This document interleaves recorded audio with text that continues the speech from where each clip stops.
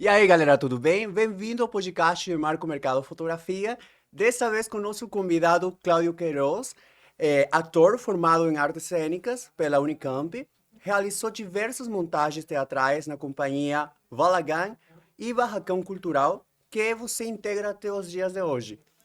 Em paralelo, começou a trabalhar como pesquisador de mercado, com pós-graduação em comportamento e ciências do consumo na ESPM. Atualmente é sócio da empresa Liga Pesquisa, um estúdio focado em pesquisas qualitativas. Bem-vindo, Cláudio. Ah, obrigado.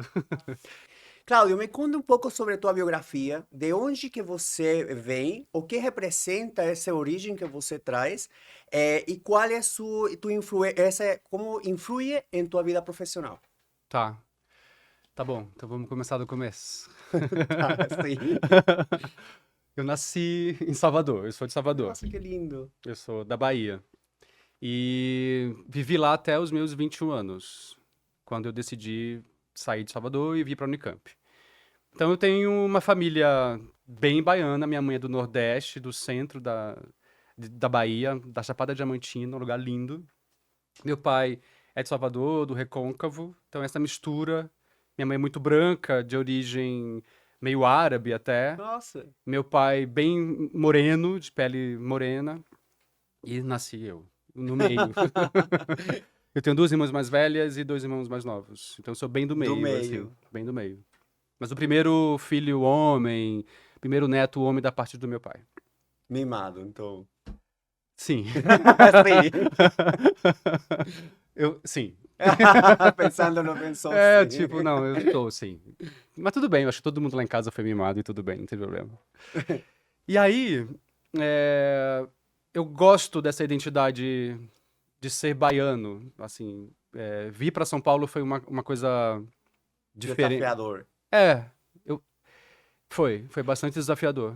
Eu acho que aqui a vida é um pouco mais rápida. Não conheço Salvador, não conheço Bahia, é um das terras, espaços que eu quero conhecer Nossa, você muito. já foi à Bahia, nego? Não, tem que ir, né? Eu quero conhecer muito. Me falam do carnaval que está próximo agora, que o carnaval de lá é incrível. É maravilhoso. Gostaria muito e também acho que é muito cultural, há muita cultura e muito origem religioso, Sim, cultural, que acho que é a essência do Brasil, né? é o local fora da África onde se tem a maior população negra. Sim.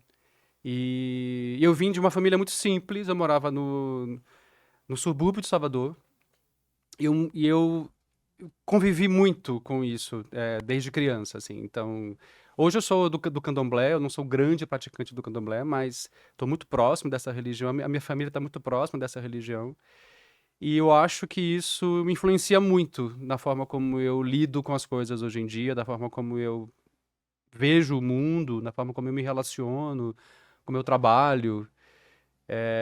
Eu gosto, como eu estava falando, eu gosto muito dessa identidade nordestina, né? E vir para São Paulo foi um choque, assim, porque de fato é muito diferente. Imagino. E quando eu cheguei, eu decidi ir para Unicamp, então eu estava saindo de Salvador e indo para uma cidade do interior de São Paulo e morrendo de medo. Falei, putz, eu acho que vai ser. Eu vou encontrar muita gente cheia de preconceito, com meu sotaque, enfim, da origem. E nada disso, porque na verdade eu fui para Unicamp. Unicamp é meio que um oásis dentro de Campinas, porque você está num lugar que é uma universidade, você tem muita gente de muitos lugares do resto do Sim. país, então tá todo mundo ali na Unicamp Com é os meio. mesmos medos que você. Exato, todo mundo é meio forasteiro, sabe? Na Unicamp. E, então eu fui muito bem recebido. E em São Paulo também eu fui muito bem recebido, assim, quando eu cheguei. Eu vim morar em São Paulo em 2002 só. Então eu cheguei em Campinas em 96 e em São Paulo eu cheguei em 2002. Passei 6 anos em Campinas. Obviamente, quando cheguei em São Paulo foi um outro choque, porque a cidade é muito dura, Sim. muito concreta nesse sentido, assim. E passei por muitos perrengues, né? Tipo, como ator. Então, foi muito difícil. Os primeiros anos foram bem desafiadores, assim. Depois de um tempo que comecei a construir uma relação de afeto com São Paulo. E a cidade me abraçou e eu abracei a cidade. Então, hoje eu gosto muito de morar aqui. Eu No acho. começo é chocante mesmo, eu sofri Então, também isso, imagino, né?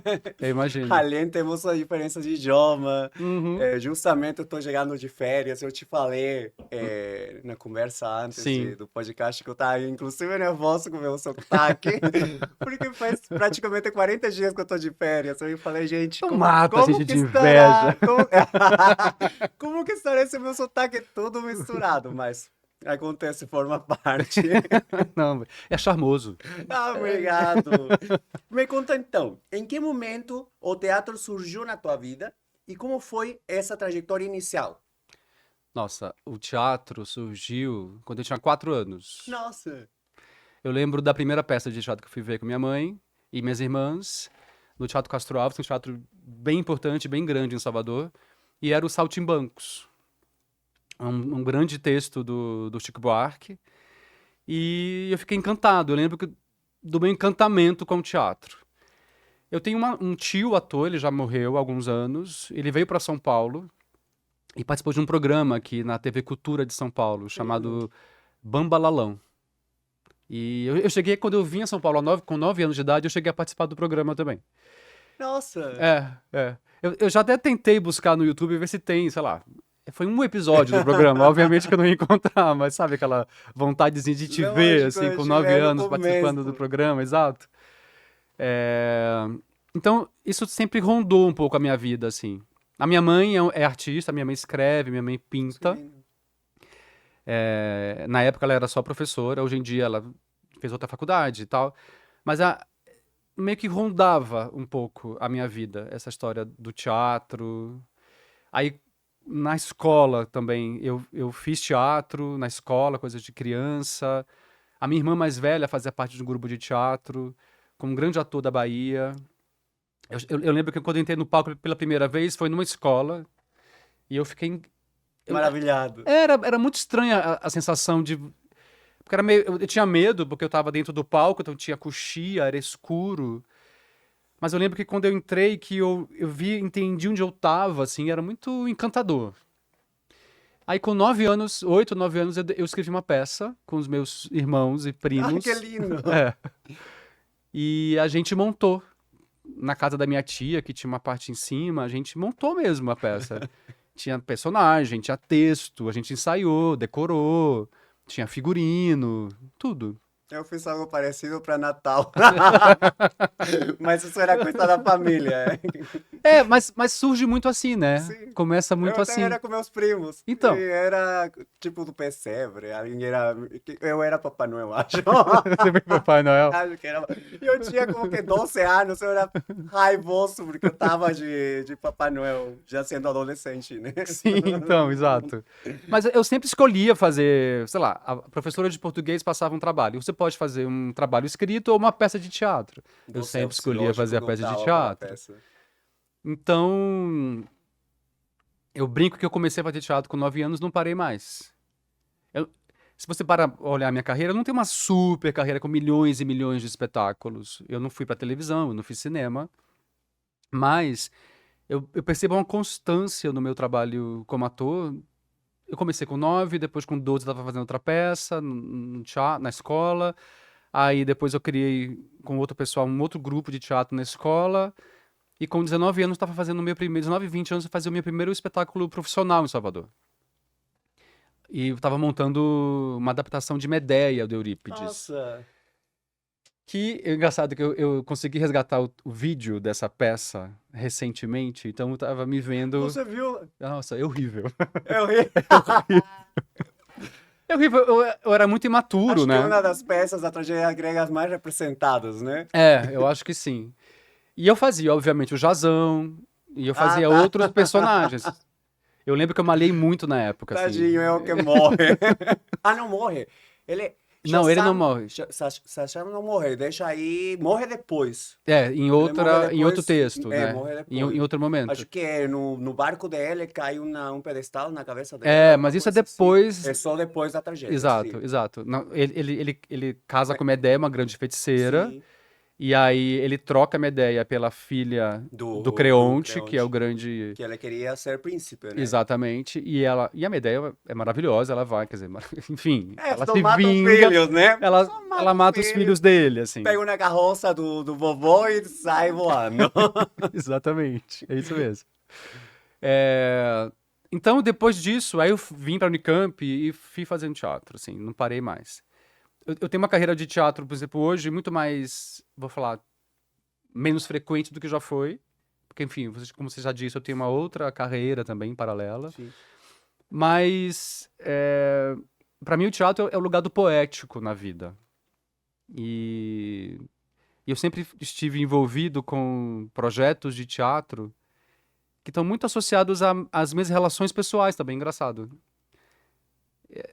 Como eu estava te falando, eu nunca fui um ator de ter muitas produções, assim. Mas você sempre esteve envolvido. Até quando eu comecei a fazer teatro em São Paulo, eu falava, nossa, eu devia estar mais no mercado, como a gente falava. Eu tenho que estar no mercado, eu tenho que estar fazendo teste. Eu nunca tive essa característica, assim. Então eu estava muito envolvido com projetos de pesquisa em teatro. Então, quando eu cheguei em São Paulo, depois da Unicamp, eu fui participar da companhia Teatro Balagan, que a Maria Thaís é a diretora da companhia, uma baiana, que foi minha professora na Unicamp, e que é minha grande mestra. Então, muita coisa eu aprendi, não só por causa da Unicamp, mas também depois na companhia com ela. Ela foi a minha grande mestra, assim. Até hoje, quando eu faço teatro, eu tenho registrado no meu corpo ou nos meus conceitos e valores ligados ao teatro, coisas que eu aprendi com ela. Foi onde começou, em realidade, a parte mais profissional tua. Exato. Que foi aqui em São Paulo. Quando eu cheguei em 2002, a gente já estava com um projeto para montar um espetáculo que depois veio se chamar Tauromaquia, que depois eu falo o que é esse Tauromaquia. Mas a gente começou primeiro a fazer um projeto de pesquisa mesmo sobre o universo masculino. A gente queria falar sobre a questão da masculinidade. E a escolha do tema, né, do universo onde a gente ia, do cenário onde a gente ia abordar o tema, eram os vaqueiros do Nordeste brasileiro. Que é um sinônimo de masculinidade, né? Exato, exato. A Thaís tinha feito antes um espetáculo chamado Sacromaquia, que falava sobre o universo feminino, e eram mulheres enclausuradas num convento. Então, era como tratar a questão do feminino dentro de uma perspectiva de enclausuramento. Nossa. E esse enclausuramento era não só simbólico, mas também muito concreto, porque elas estavam num convento. Aí, a gente fez um espelho invertido. Pegou a parte masculina. Pegou a parte masculina e o enclausuramento do homem aí é muito mais simbólico do que concreto, porque é esse ter constantemente que estar em movimento. Você está sempre em movimento. Acaba sendo também uma prisão, porque você não consegue ter outra perspectiva que não seja essa. E aí a gente montou esse espetáculo e foi uma experiência linda, porque foram meses de pesquisa, e aí vem um pouco do meu gosto também. Pela tua segunda carreira. Exatamente. Sim. Que é você investigar, que é você aprofundar um tema, que é você abrir o seu olhar para aquele tema. Assim. Então, a gente estava falando sobre masculinidade.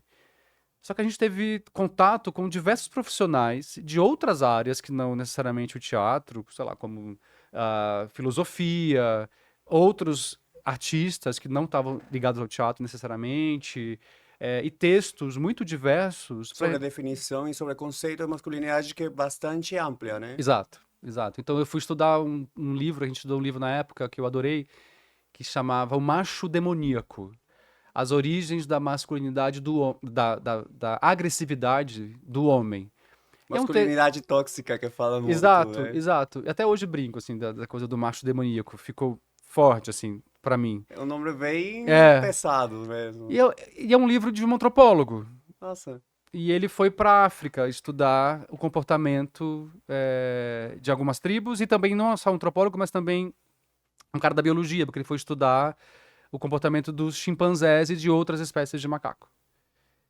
para entender a origem da... Del conceito de como tem que ser um comportamento masculino. Exato, exato. E, obviamente, que isso não tá na peça. Não esteve na peça quando ela estava em cartaz, mas isso era base de estudo pra gente.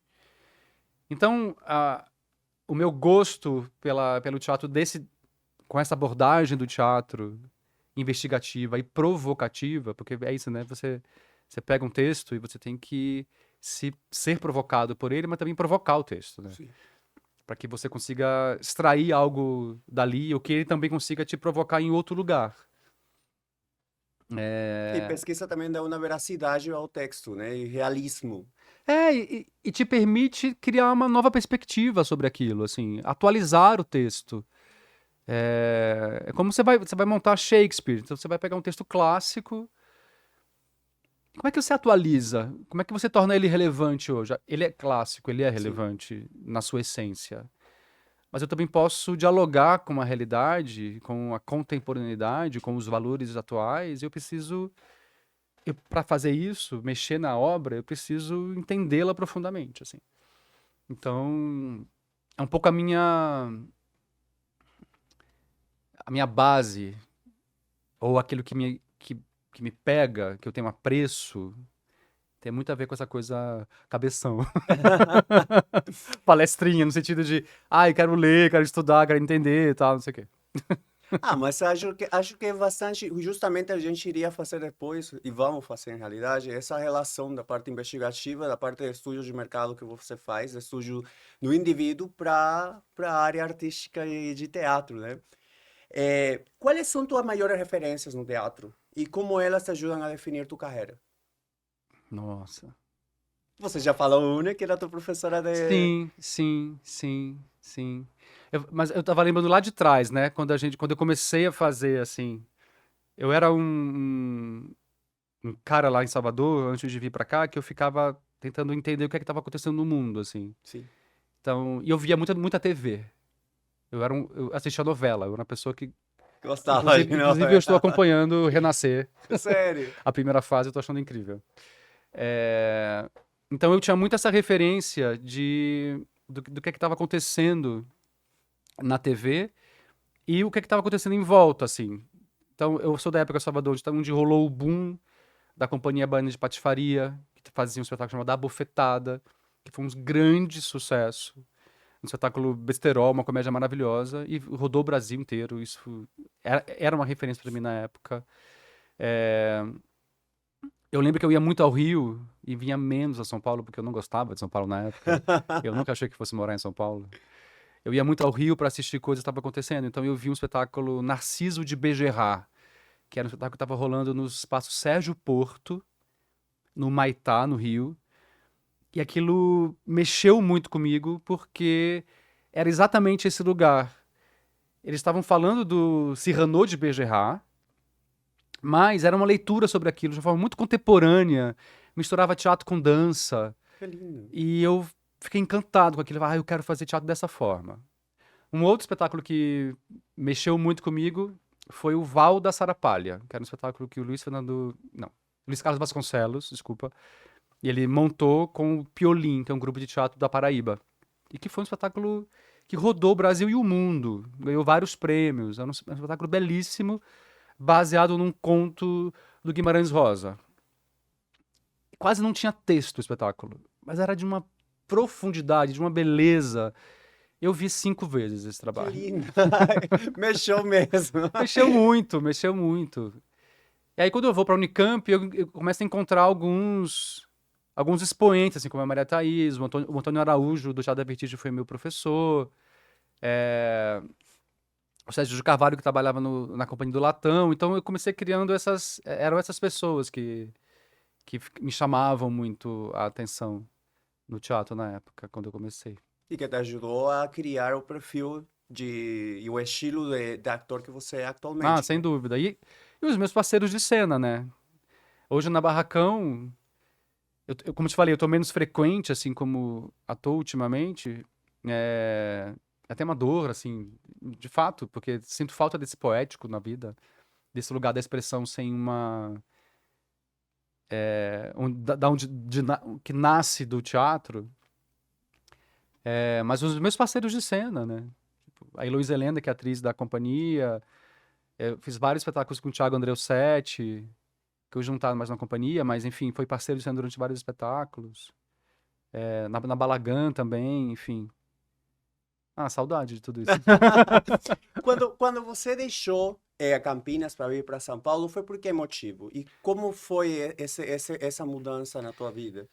Olha, imagina que você acabou um curso de graduação no lugar que não é o seu É, e no interior do estado. Campinas é uma cidade grande, mas. E eu falei, putz, e agora? Pra onde é que eu vou? Vou voltar para Salvador? Tava todo mundo vindo para São Paulo, era o natural. Ou você continuaria na carreira acadêmica na Unicamp, que não era o que eu queria, ou você tava vindo para São Paulo para tentar a vida. Eu ainda durei 2 anos em Campinas. Eu tava num relacionamento e fiquei lá mais 2 anos trabalhando como designer gráfico, porque uma coisa que eu já fui também foi designer gráfico. E o que me motivou muito foi um convite da Thaís. Ela falou: vamos montar um trabalho voltado para a questão dos vaqueiros. E aí, quando a gente começou a articular para fazer isso, eu falei: então tá, eu vou para São Paulo, porque aí as coisas se articulam lá, as coisas acontecem lá. Mas para você, eu cheguei em São Paulo em 2002, o espetáculo só foi estrear em 2004. 2 anos. Então eu passei 2 anos, uma parte desses 2 anos batendo cabeça mesmo, ou seja, tentando encontrar o que fazer para ganhar dinheiro, para ter alguma grana. E depois a gente conseguiu um edital e a gente conseguiu montar o espetáculo. Mas o que me motivou muito foi estar perto desta produção cultural efervescente, né, que São Paulo tem, assim. E que na época, quando eu estava em Salvador, eu sentia muito falta, apesar de Salvador também ser um polo, mas eu não percebia uma efervescência como eu acho que hoje Salvador tem, e que na minha época eu pelo menos não percebia. Pode ser até uma miopia minha não ter percebido, olhando assim em retrospectiva, sabe? Mas São Paulo era muito evidente essa coisa da loucura, e de tudo acontecendo, e você querer fazer parte disso, e achar que é ali que você vai dar certo. Tinha muito essa coisa de dar certo, né? Porque você. Algo que eu gostei muito de São Paulo e acho que é porque na Bolívia também é um pouco escasso o tema artístico e o incentivo à arte. E eu peguei muito gosto por teatro, por concertos e shows e musicais aqui em São Paulo, porque é bastante vocês têm muita riqueza É, e muito incentivo ao povo brasileiro, ao povo paulista, não só paulista, porque aí de todas as partes do Brasil aqui em São Paulo, mas você vê esse gosto e esse incentivo pela arte. exato, exato. Então, isso devia ser bastante motivador para você. Na época, sim. Na época, sim. Era assustador e era motivador ao mesmo tempo. Porque também é concorrência, né? Como você Concorrência. veio outras pessoas mais, né? Exatamente, assim. E você encontrar um lugar de fato, e você encontrar um lugar de expressão, um lugar de parcerias. Não é fácil, assim. Muitas pessoas falam que São Paulo é um pouco mais frio as pessoas, né? Você falou Então, concretas, cara, né? mas engraçado, eu acho sim, mas ao mesmo tempo eu acho que não. Porque eu fui muito bem recebido em São Paulo. Eu tenho grandes amizades em São Paulo. Pessoas de muito afeto. Porque acho que São Paulo tem muita gente de fora também, né? Sim. Então acaba sendo um lugar propício para você fazer relações, para você e também ser acolhido. Porque é isso, quando você tá num lugar de fora, você é forasteiro, né? Você tem que ser, você sabe muito bem disso. É, não, a verdade é que eu sou muito agradecido com o Brasil. Em termos gerais, também fui muito bem recebido acá. Tanto que eu estou fazendo. Justamente eu fui para a Bolívia um tempo para fazer minha nacionalidade acá. Ei, Então, eu sou maravilha! brasileiro. No exame vou ter que comer mentira. E sabe que é uma coisa, uma anécdota minha? Desde criança, um dos meus pratos favoritos foi a feijoada. Então sempre Ah, teve algo. jura? Aham. É que a família do meu avô morava aqui, mora em realidade aqui. Então, Eles meu moram avô. onde? Aqui em São Paulo. Aí em São Paulo mesmo? Aham, em Santana, Alto Ah, que ótimo, Santana. gente. Que maravilha. Muita família tem cá. Só que é da família do meu avô mais velhinhos, então não teve muito contato na vida, entendeu? Sim, sim. Mas sempre teve essa atração pelo Brasil. Então, estou sendo Fui muito bem recebido, eu estou muito contente de estar aqui. Eu sei o que é ser forasteiro, no meu caso, acho que foi Não, e você ainda mais, né? um Porque, pouquinho mais forte, com certeza, com certeza. mas é algo muito lindo. É, o povo brasileiro muito receptivo. Sim. Como começou você a trabalhar no teatro aqui em São Paulo? E com qual foi o primeiro trabalho que você fez aqui? Foi esse, exatamente, Sim. que chama Tauromaquia, esse espetáculo, que a gente foi na Companhia Teatro Balagã, a gente teve vários meses de pesquisa, aí estreamos em 2004, e foi no palco do teatro... Mentira, agora eu tô lembrando. A gente estreou... A gente estreou no Festival Internacional de São José do Rio Preto, uma versão de 4 horas do espetáculo. Uau, extensa! Era bem extenso. Aí, mas a gente sabia, estava em processo ainda. Aí isso foi em junho, eu acho, de 2004. Nossa, 20 anos, cara, vai fazer 20 anos agora. Agora que eu me dei conta. E aí a gente estreou em São Paulo em julho ou agosto do mesmo ano, já com uma versão reduzida do espetáculo. Então foi esse, foi no teatro, no palco do Teatro Anchieta, do Sesc Anchieta, que é um teatro super importante também aqui em São Paulo. E a estreia lá foi muito legal. Mas eu já tinha feito teatro em São Paulo, porque eu trouxe espetáculos de Campinas pra cá. Sim. E na minha formatura da Unicamp, a gente rodou muito pelo interior e viemos a São Paulo também com um espetáculo de formatura da Unicamp, que durou 1 ano depois da formatura. A gente viajou bastante. Então eu já tinha feito algumas coisas em São Paulo. Mas assim, tipo, morando em São Paulo, o primeiro grande trabalho foi esse. Foi um trabalho lindo que a gente fez. Aí depois eu fiz outro espetáculo com a Maria Thaís, na companhia, chamado Západe. E aí, isso foi em 2006 e 2007. Aí eu dei um tempo do teatro. Foi quando eu comecei a trabalhar mais com pesquisa de mercado. Porque enquanto eu estava fazendo teatro, a gente não conseguia ainda se manter direito. Então eu tinha que fazer outras coisas. Eu já fiz muitas coisas. Teatro sozinho não dá para se Não- manter. E eu não tinha muito essa pegada, assim, empreendedora no teatro. Sim. Tava muito associado a essa questão da pesquisa, mas muito menos. Eu nunca dei aula de teatro, que é muito comum os atores darem aula de teatro. E como eu falei, eu não era um cara de... Eu fazia muito teste, inclusive, pra comercial, e eu odiava fazer teste pra comercial. Falava, eu não me encaixo aqui, eu acho esquisito, eu acho estranho. Eu falava, por que tu me chamando pra fazer esse comercial? Eu olhava, eu só via modelo do meu lado, meu amigo, olha a minha cara, eu tô no lugar errado, entendeu? Tipo, não é por aí. E aí eu falava, meu Deus do céu. Aí mas eu já fiz muita coisa, eu já fui garçom, Ah. eu já fui animador de shopping, eu já fui monstrinho do Hopi Hari. Você já Hopi Hari? Não conheço ainda Hopi Hari. Hopi Hari, sabe aquele parque que tem... Sim, sim. Teve um evento de... Essa história é ótima. Quando eu ri antes Um de evento contar é de... porque é bom, né? Exato. Um evento de Halloween, sabe? Sim. E aí eles fazem... Não sei se ainda faz, mas enfim, na época, isso foi em 2000 e... Não lembro mais, 2, 3. Na época, contrataram vários atores pra serem monstros mesmo. Então eu ficava dentro de um labirinto que era um meio faroeste. E era eu e um outro ator. E a gente fez 3 pessoas desmaiarem. A gente era muito bom. A gente realmente assustava. Tadinhos. Então, em 3 vezes, diferentes dias, pessoas desmaiaram no nosso programa, no nosso Tinha um brinquedo. pagamento a mais por fazer desmaiar pessoas? Eu devia ter ganho. Aí parava, aí as pessoas tinham que tirar as pessoas de lá. Aí vinha ambulância. Nossa. Não, a gente causava. A gente causou no Hopi Hari. Acho que eu não vou querer conhecer, não.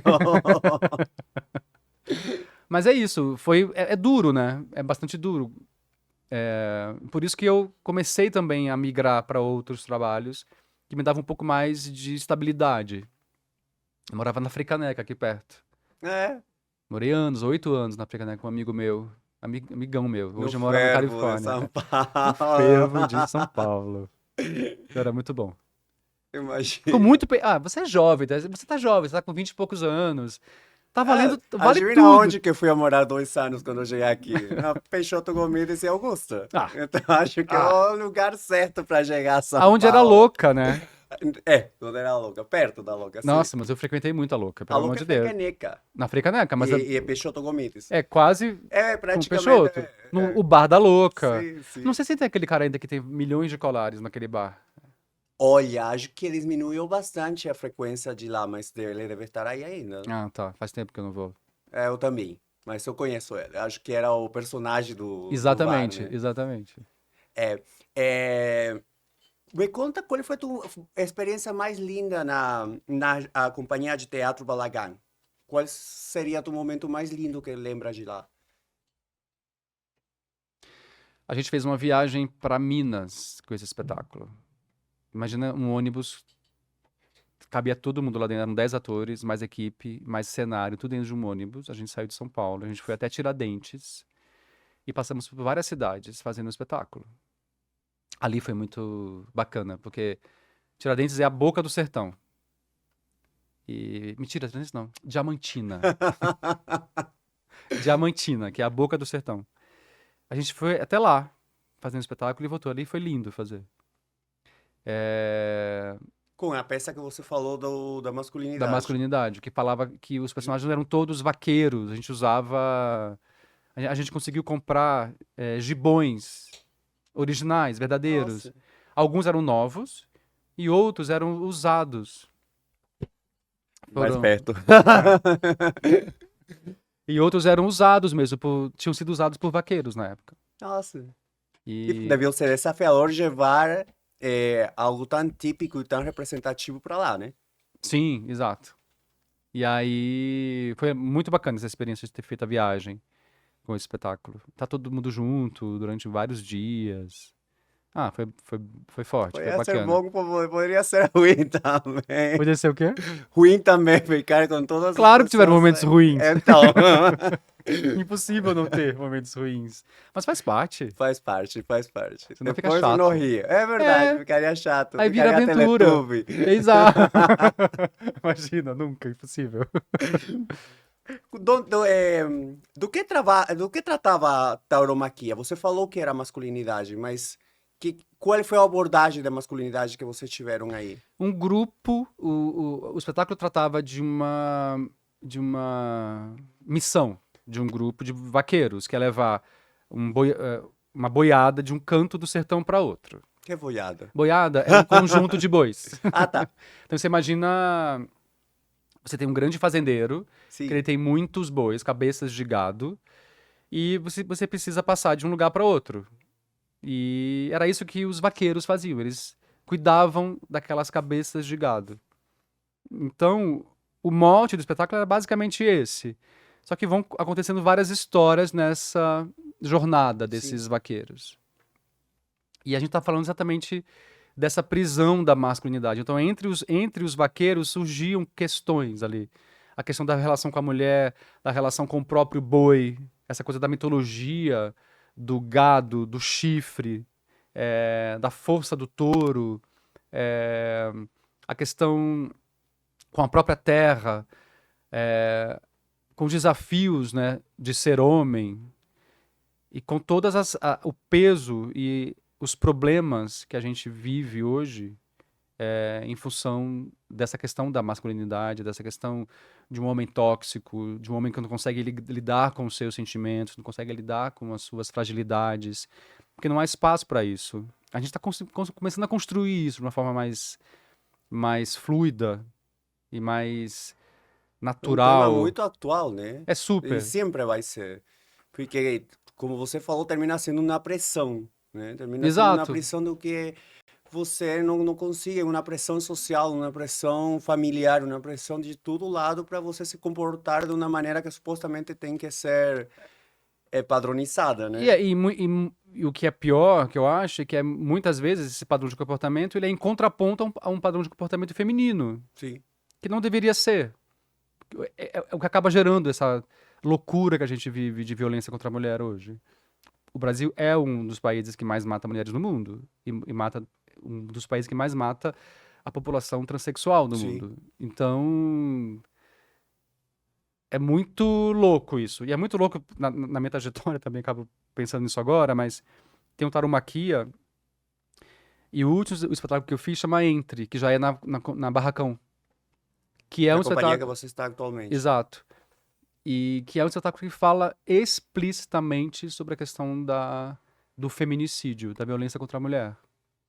E todos os meus personagens, eu tô pensando nisso agora, eu juro pra você.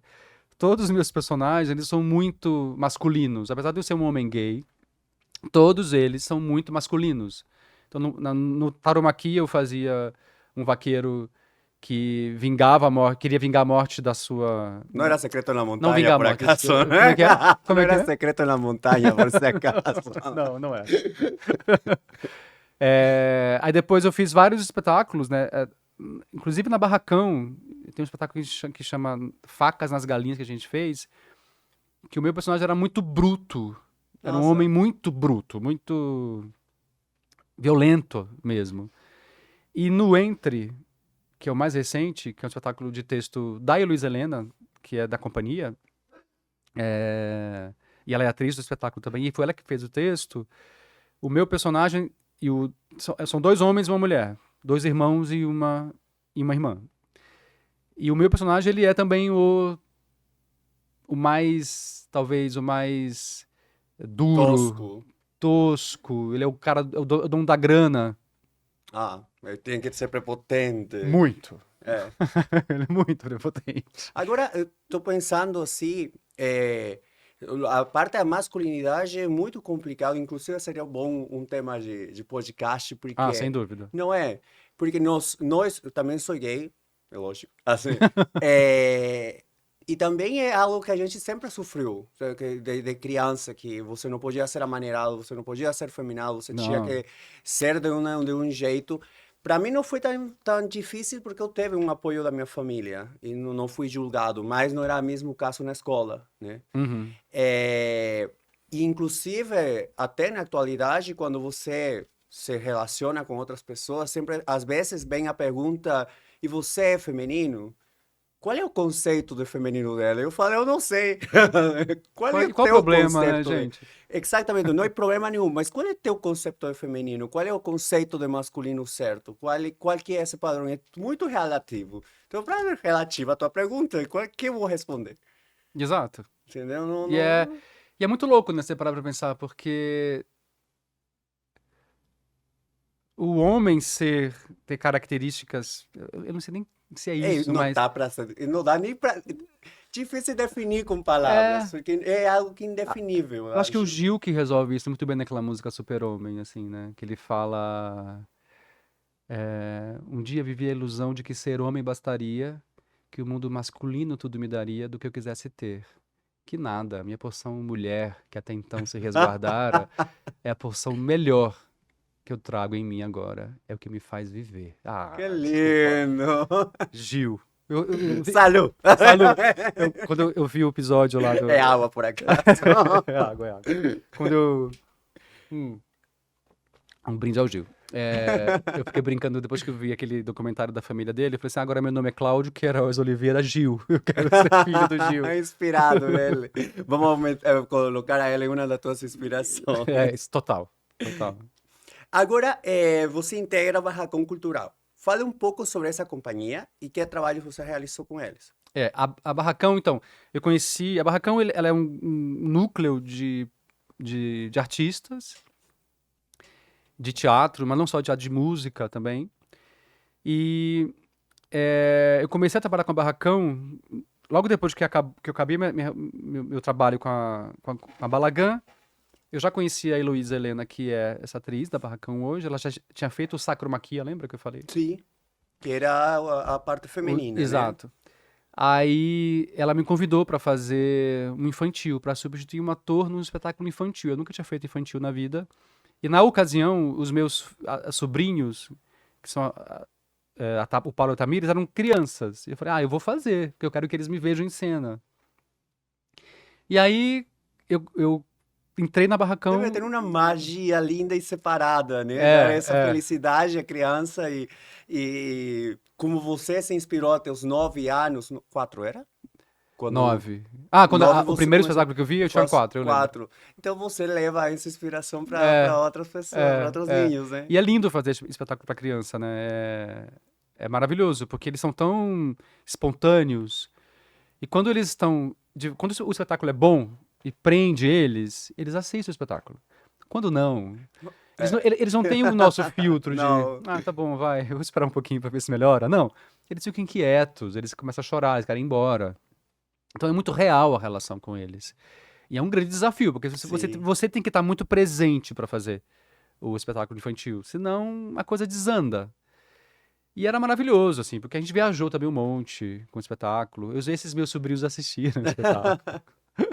E, e é maravilhoso essa relação, né? E o teatro infantil, ele vem, quer dizer, há muitos anos já, nem é de agora.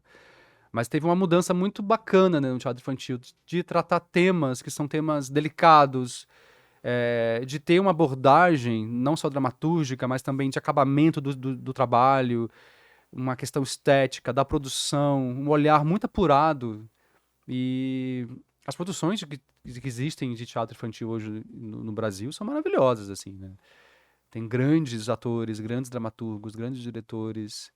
É um pessoal muito bom fazendo. Não só teatro, é porque quem faz teatro infantil não faz só infantil, né? Também sim. faz teatro. É teatro. Uma Ponto. das peças mais lindas que eu vi em produção o ano passado foi o Rei Leão.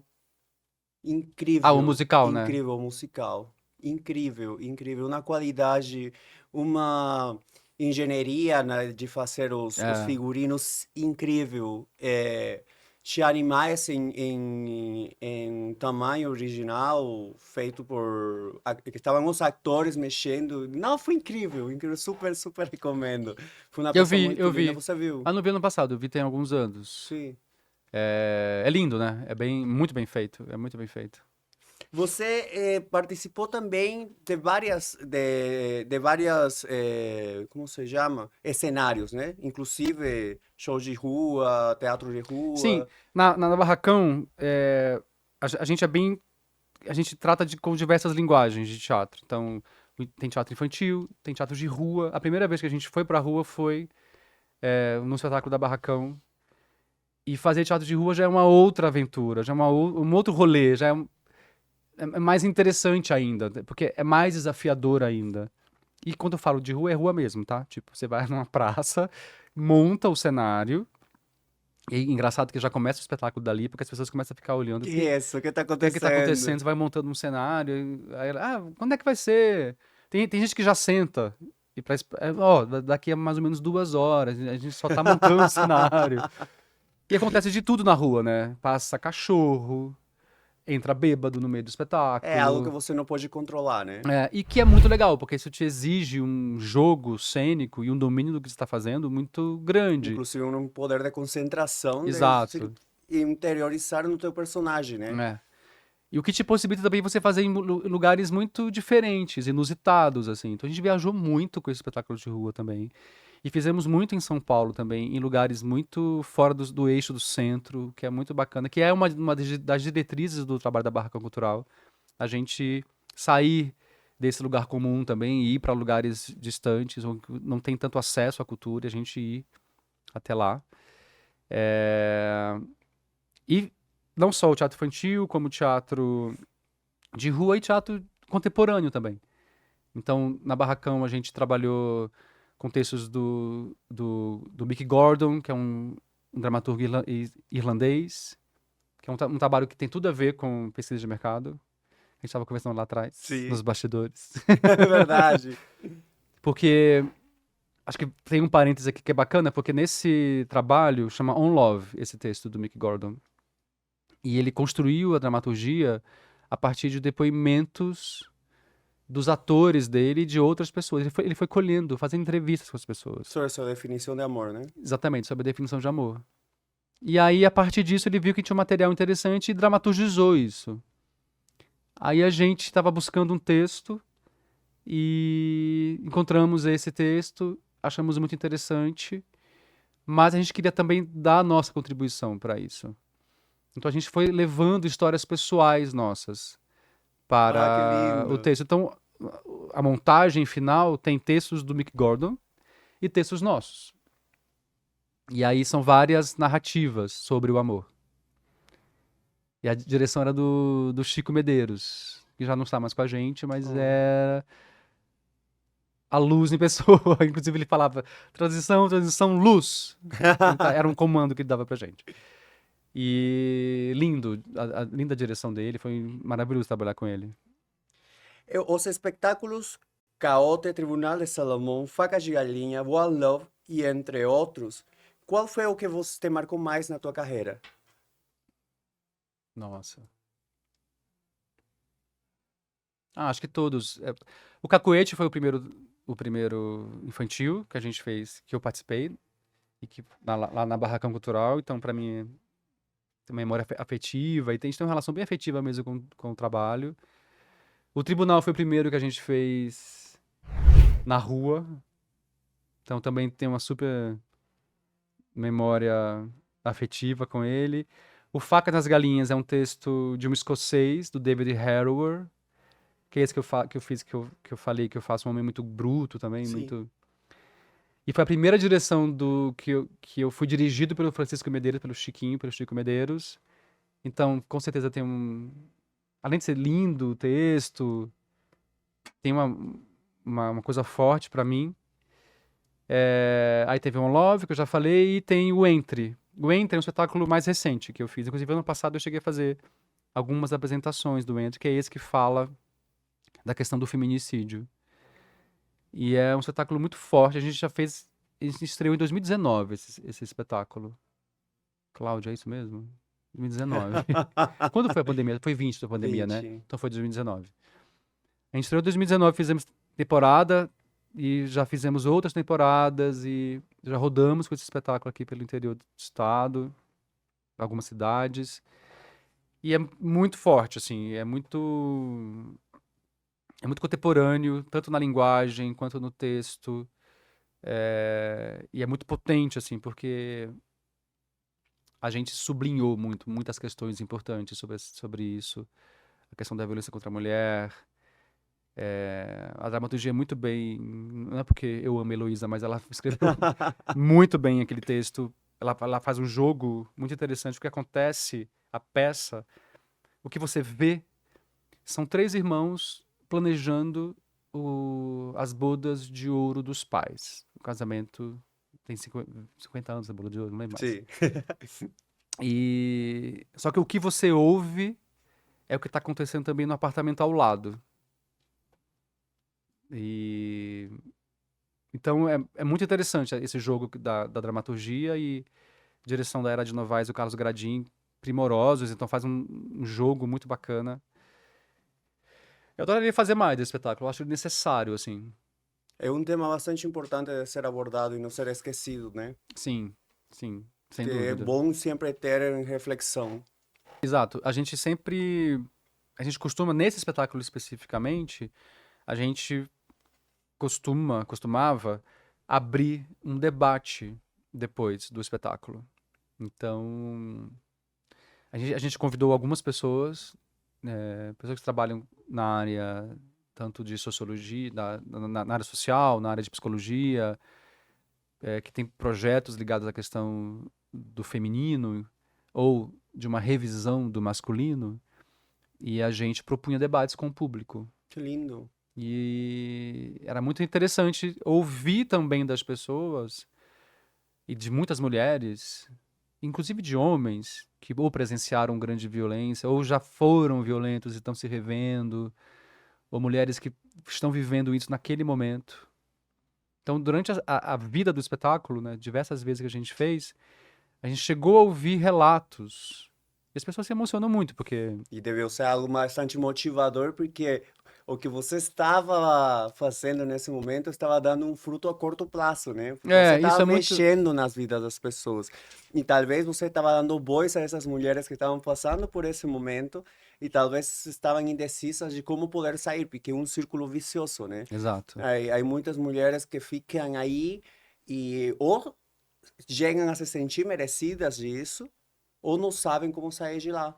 E tem Exato. temor de sair de lá. Exato. Então, acho E nem que... sabem E como. nem sabem como. Não sabem que existe Possibilidades de sair. possibilidades, não sabem como até pedir ajuda.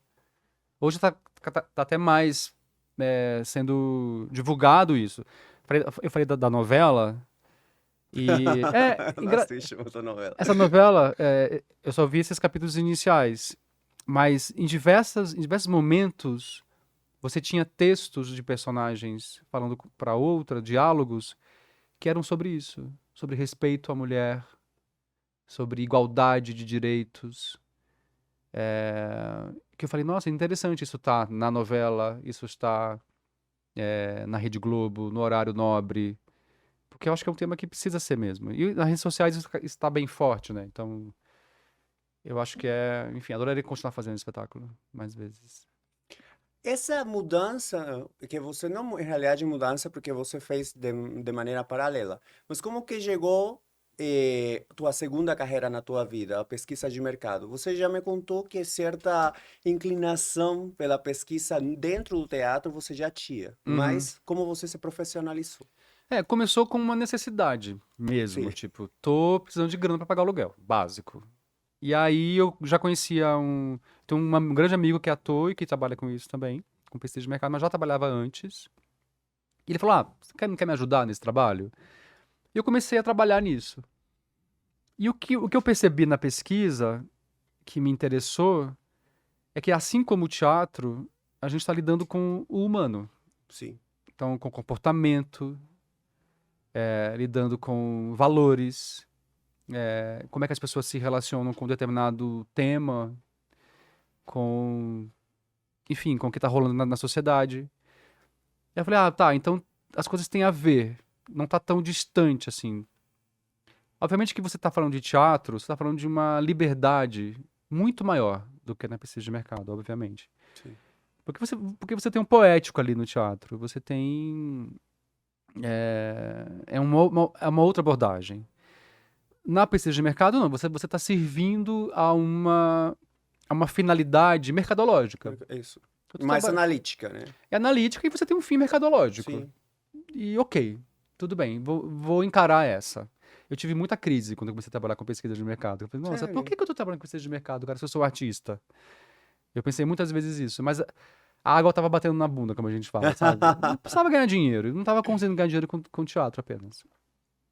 E aí eu falei, tá, então eu vou por esse caminho.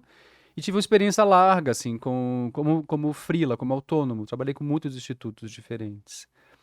E sempre sentindo uma falta de algo um pouco mais. De estar mais dentro e de ser mais propositivo na pesquisa de mercado. Foi quando eu conheci a minha sócia, a Alice. E ela já estava começando a Liga, que é essa empresa. E ali eu falei: olha, aqui tem um porto interessante.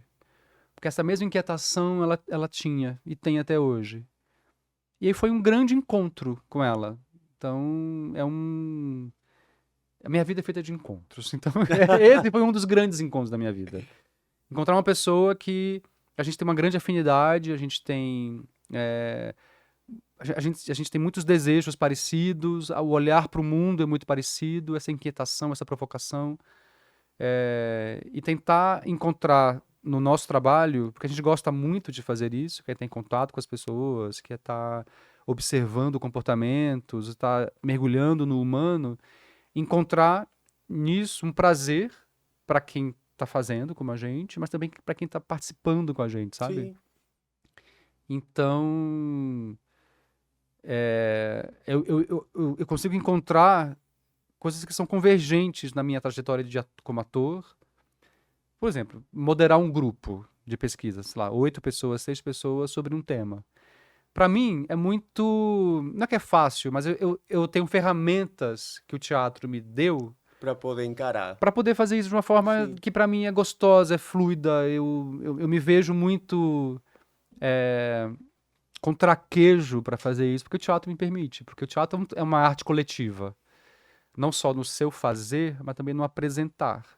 Então, estar diante de mais de uma pessoa, de fazer grupos, assim, eu acho incrível, porque é onde você consegue ser um pouco ator também, sabe? Sim, você tem que conseguir que a pessoa fale de uma maneira o mais, como se chama? Verdadeira. Verdadeira, para poder ser real o que você vai Exato. calcular, né? É.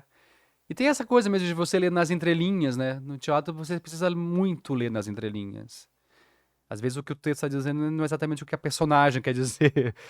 E na pesquisa é muito isso. O que a pessoa está me dizendo, ela está me dizendo mais do que ela imagina.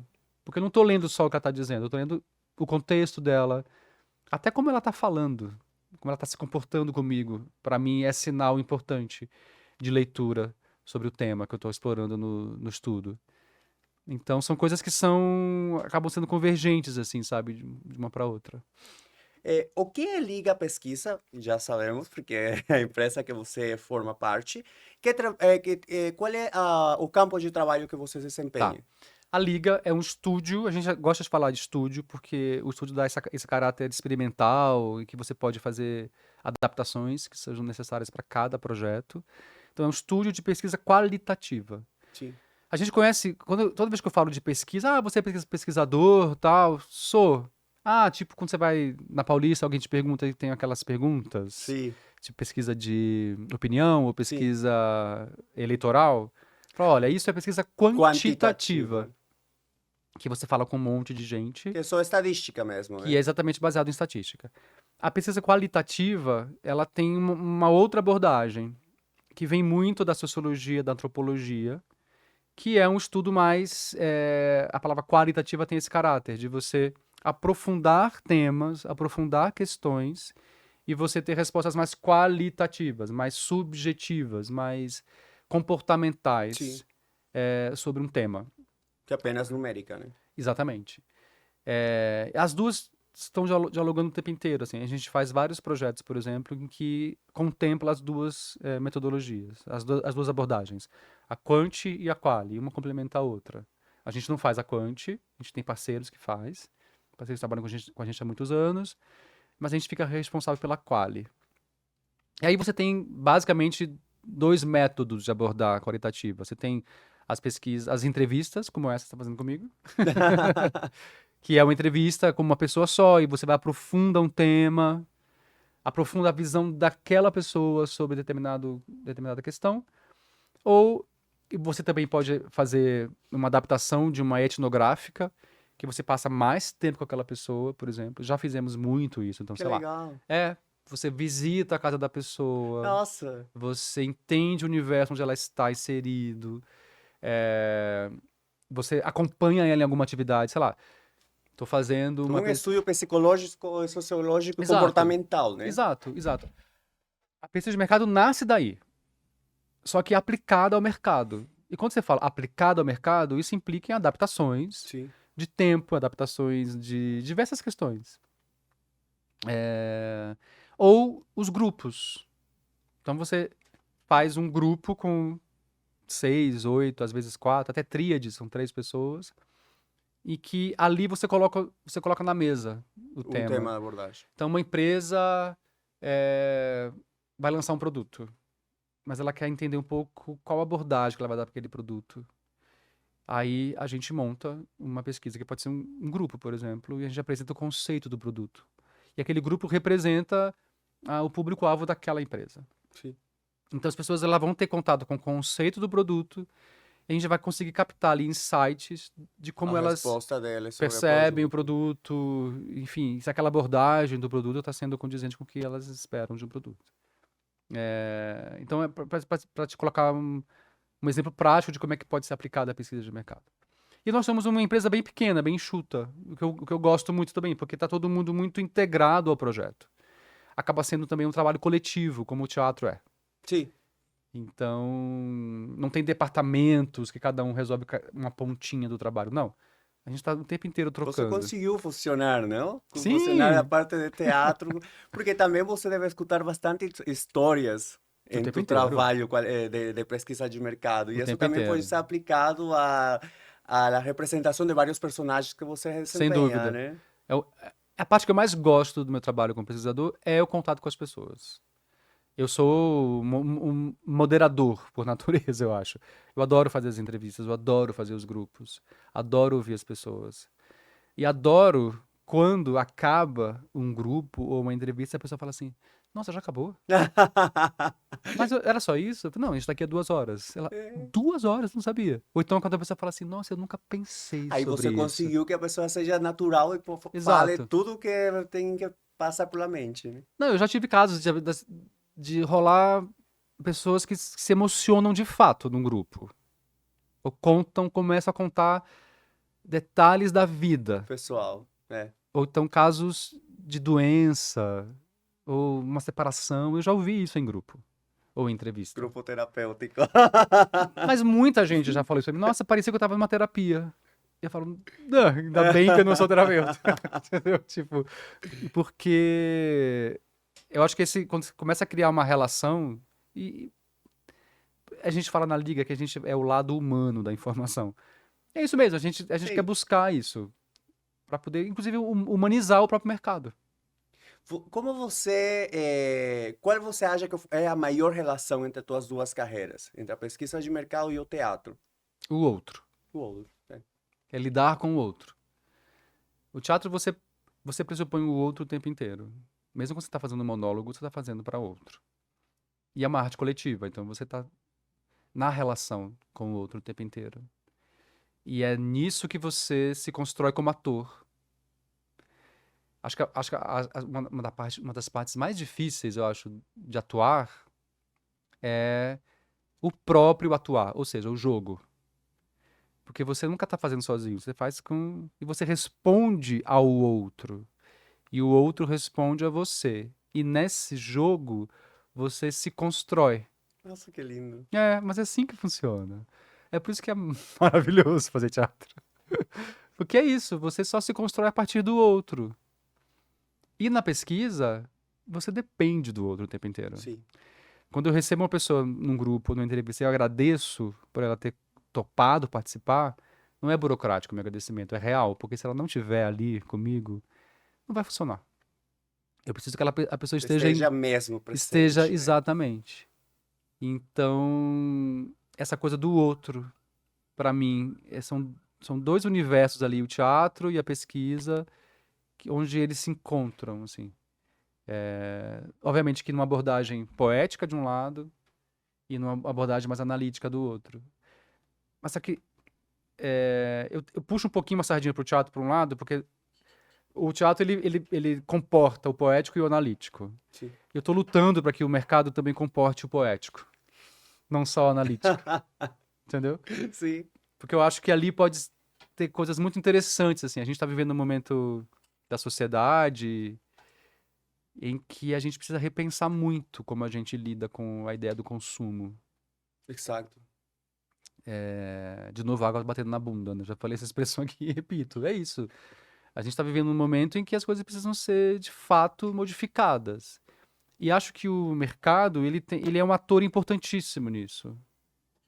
E a gente precisa encontrar um jeito de lidar com isso de uma forma mais humana, mais Equilibrada. equilibrada. Nós, na faculdade, justamente estávamos abordando, na aula de sociologia, o tema de que a gente está perdendo, está se criando uma sociedade onde o sono está sendo um rival para o mercado.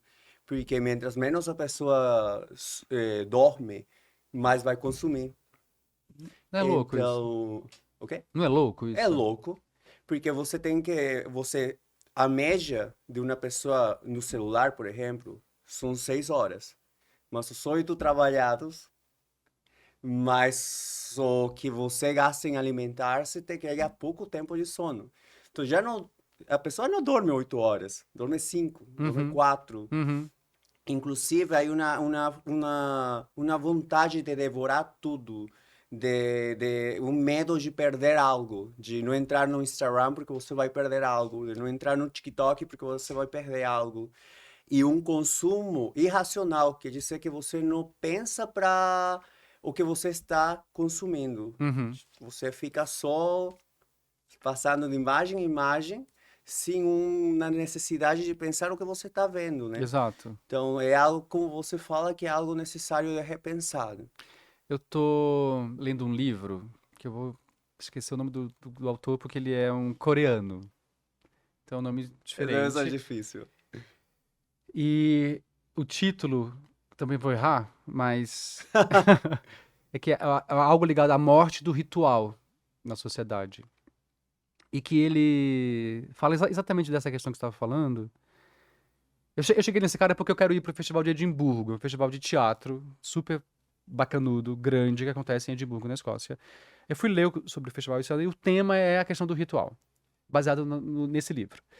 E aí o cara tá no livro, eu li o primeiro capítulo e reli o primeiro capítulo do livro, porque eu fiquei bastante tocado pelo livro. E ele fala que exatamente nessa frivolidade do que a gente vive hoje, a gente tá perdendo o que significa o ritual. Como, por exemplo, vamos fazer uma entrevista, vamos conversar, tem uma água, tem um microfone, tem duas pessoas conversando aqui Exato. e algo está acontecendo entre a gente. Sim, Acontece em mim, acontece em você, mas acontece entre também. sim. A gente está perdendo essa capacidade em função de muitas coisas como essas, por exemplo, da questão das redes sociais, desse consumo desenfreado, desse sentido que é meio sem sentido das coisas. E é uma coisa que me toca muito, porque a gente precisa fazer, e quem tem que fazer é a gente mesmo. Quando fala a gente, é Exato. cada um de nós, não tem jeito. Aí outro tema que foi muito interessante de ser abordado, que foi interessante abordar na faculdade, foi o tema da aceleração, de como você, para escutar um áudio, você acelera a 1.5, 2. Sim, E como eu estou estudando cinema, vi uma parte que havia um depoimento de uma pessoas que falavam que não gostavam de ir para uma sala de cine porque eles não podiam acelerar e tinham que depender do ritmo da outra pessoa, o ritmo coletivo de um filme, que ela não tem, porque eles não têm a liberdade de colocar a uma velocidade maior e que achava que perdiam o interesse. Ou, inclusive, o contato com as pessoas ficava entediante, porque tem pessoas que você, no WhatsApp, aumenta 1.5 e estão falando normal. normal. Então, havia falta de paciência com a outra pessoa. Então, até onde que está chegando isso? É, Aonde que isso está afetando nossas relações pessoais, né? E muito. com o mundo. Eu faço uma brincadeira. Eu me incomodo em ir ao cinema não é por isso, é porque as pessoas falam muito no cinema. Eu também. Comentam. Eu E gosto eu, de pegar a sala VIP porque são poucas pessoas e está e em eu, horário mais tarde, eu sou assim. daqueles que eu levanto e falo, silêncio. Eu sou daqueles que reclamam. Fico irritadíssimo no cinema. Gente, isso não tá nessa sala, pelo É amor de Deus. verdade. Como foi como sua trajetória construiu tua visão do mundo com essas duas carreiras que você tem? É, eu acho que eu sempre tive interessado por essa questão do que é que move as pessoas. Uma das minhas opções era fazer psicologia, inclusive. Eu vi, aí é bastante uma psicologia rondando na tua Quando eu vida. passei na Unicamp, eu já fazia letras, aí eu tranquei e aí prestei Unicamp, artes cênicas, prestei comunicação lá em Salvador também e prestei psicologia. Passei em psicologia e comunicação, mas eu não, vou fazer teatro, vou embora. Ah, É, você pegou uma mistura dos dois, teoria. é, Para você interpretar uma pessoa, tem que entender a psicologia do personagem, da personalidade sim, do papel que vai desempenhar, né? faz sentido. É, Mas o que é que eu acho que tem a ver com essa coisa de um olhar, tentar ter um olhar mais generoso ao mesmo tempo e provocativo, assim, porque eu tento eu tento ser provocado pelas coisas que eu tô fazendo, assim, pelo que eu leio, pelas pessoas que me rodeiam, pra acho que tem uma tentativa de se desafiar, né? Eu sou ariano, né? somos. Ariano sempre tem que estar motivado. O tempo Tem que inteiro. sair algo em movimento. Então, é só me provocar. Sim, Então, me provoca que eu que eu respondo. que eu respondo. Pra Exato. bem ou pra mal? Para as duas coisas, né? Sempre. Mas Aí um meme que falava, se você escuta falar mal de mim ou bem de mim, acredita nas duas Nas duas pessoas, nas duas coisas, porque eu Exatamente. respondo dependendo do que merece a outra pessoa. Exatamente. Acho muito ariano. E tem uma coisa que fala, o Cris, meu marido, ele fala assim, se você quer que o Cláudio faça alguma coisa, desafia ele. Tipo, duvido que você faça tal Ah, coisa. não Aí pode. já era, cara. Aí, É, aí já já foi. foi. Então, essa coisa de estar em movimento, de ser provocado pelas questões, eu gosto um pouco do marginal, assim, então aquilo que não tá na linha do padrão. Então, se é desafiador, se sai do lugar comum, me interessa. Então, por exemplo, o meu tema eu acabei de fazer a pós, né? Meu tema de curso, de final de curso era decolonialidade. Então eu quero estudar as questões que envolvem esse pensamento contrário a toda a estrutura colonial que a gente vive no, Tá. no, no país, na América Latina. Então é contrário, né? É, Ia no encontro da corrente. exatamente, contracorrente. Enfim, acho que é um pouco isso. O teatro me traz muito isso. E eu levo isso para as minhas inquietações na pesquisa. Nem sempre que eu consigo colocar em prática. Mas sempre que eu posso, eu dou alguma alfinetada em alguma coisa. Do tipo, tá, mas veja bem, tá. Eu sou meio chato, assim, nesse sentido. Não sou chato, mas tipo. Mas. Oh, tadinho, não. Não, mas tipo, eu tô colocando alguma coisa, assim. Eu Sim. nunca. Sabe? Não deixo passar. O que pretende você alcançar falando de seus projetos futuros? E como você pretende seguir com suas duas trajetórias profissionais? Ah, eu acho que dentro do teatro ainda tem muita coisa pra fazer, assim. Eu juro pra você que eu não sei o que eu queria fazer agora. Não tenho nenhum projeto novo. Porque, como eu te falei, é bem assim também. Quando tem alguma coisa eu faço, mas quero continuar com a companhia, quero continuar presente, quero continuar de alguma forma presente. Voltar a atuar. Talvez, não sei se esse ano ainda vai dar, mas talvez, não sei ainda. Não sei mesmo. Vou deixar para o universo. Mas acho que nesse lugar de estar perto das pessoas, de ser contaminado por questões que envolvem o teatro, que envolvem pesquisa no teatro. E dentro da liga, a gente está em franco crescimento, assim. A gente está num momento muito bacana da empresa, muito bacana da empresa. A gente está há 11 anos já no Bastante já mercado, consolidado, né? sim, é, e mais maduros, né? Dentro do mercado, nas nossas vidas. A nossa equipe é enxuta, mas as meninas também estão amadurecendo. Então, é muito bacana ver isso, sabe? Crescendo e a gente está alcançando novos patamares e com novos clientes. Então, eu acho que é um momento bem legal. Então, o que eu pretendo fazer é que isso continue crescendo, assim, evoluindo. Que bonito. Sobre, para finalizar, Hum.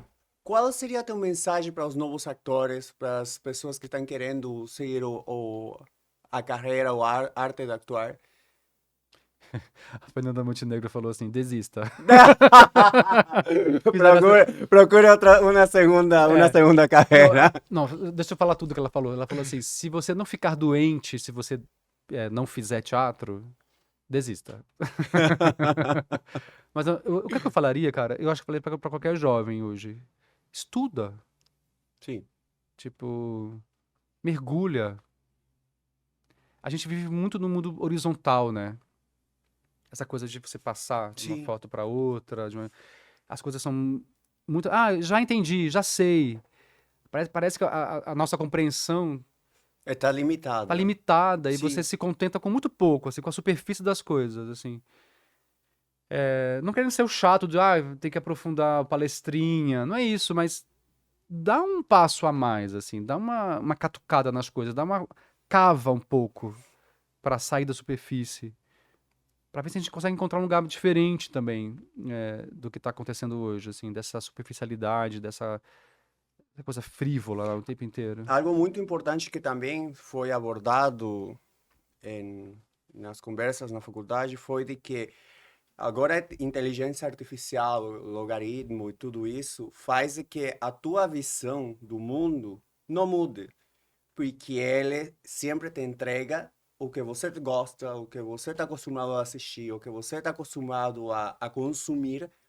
Então você não tem uma opção de ver outras opiniões, Exato. de ver outros pontos de vista. Ele sempre vai te mostrar o mesmo. Então, e é uma facilidade dessa informação chegar a você e uma conformidade dessa informação. Uhum. Então é muito importante o que você fala. Vai lá, vai saber mais, abre tu mundo. Não só o que está fácil na tua mão de chegar ou na informação que você recebe no celular. Sem dúvida. E tem mais uma coisa. Nesse mundo da inteligência artificial, quem vai conseguir fazer alguma coisa bacana é quem sabe fazer pergunta. Sim. E para você fazer uma boa pergunta, ou colocar um bom prompt lá no ChatGPT, por exemplo, você precisa ter algum nível de referência, de profundidade, para você conseguir fazer analogias, associações e sair do óbvio. Então, acho que o mundo agora daqui para frente vai ser para quem sabe fazer boas perguntas. Para poder a inteligência dar uma resposta interessante para você. Pode ter Não é? uma entrevista legal. Exato, façam boas perguntas, pelo amor de Deus. Muito obrigado, Cláudio. Obrigado você, Eu adorei. fico muito feliz por ter você aqui. Também. Um forte abraço e que este ano seja incrível para você e Pra para os nós. projetos, para nós. Então, galera, compartilhe, ative o sininho para receber as notificações e se inscreva no canal. Um beijo.